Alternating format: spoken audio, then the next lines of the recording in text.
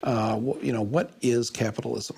It's an economic system that has the core belief that the way you create progress and wealth is to reward wealth. And so you reward capital. And you believe that capital is what drives people to do things, and that their self-interest is always to get more money. And that's not what people do at all. I mean, that's not the way we live our lives. That's not the way we live in our families. That's not the way we live with our neighbors. Right. They think that there is a fundamental tension between capitalism, which is based on money, and democracy, which is based on people. A democracy is a system based on one person, one vote. Capitalism is a system based on $1, one vote. So if that's true, then clearly that top 20% of the people, or the 50 or the 1%, I think they have it. You know, they win the vote every time, don't they? So Even though there's a lot more of us than there are of them. that's right, but it's not an us and them thing. It's the marketplace isn't an us and them thing. It's not about people at all. It's about money.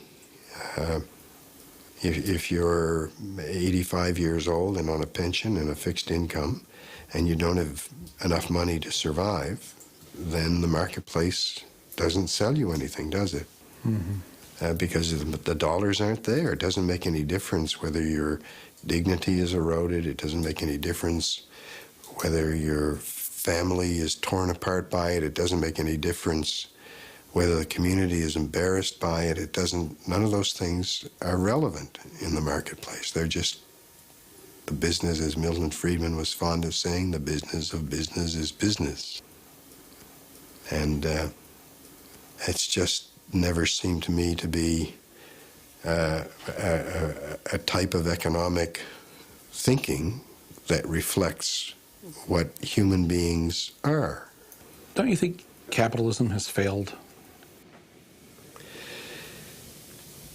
I guess I would say that I don't see it solving some of the greatest problems that are now facing humanity. In fact, it seems to be feeding them. It seems to be feeding a whole series of major problems. It feeds the environmental problem. The environment has no money in the marketplace, and it cannot buy its protection. It hasn't solved the problem of the food crisis. I mean, we have a growing food crisis in the world. We have had for 25 years a surplus of food in the world, and we have millions of people starving. Why is that? Because they don't have any money. When you have a corporation, a profit-making corporation that has shareholders, isn't there something in the law that says that the company has a legal responsibility to maximize profits for its shareholders? That they're supposed to make their decisions based on what's best for the shareholders? That's right. That's the way it is. If you manage a corporation and you have a choice, let's say, to put in scrubbers on a smokestack at the cost of $1 million, or you can simply pay a $10,000 fine for polluting.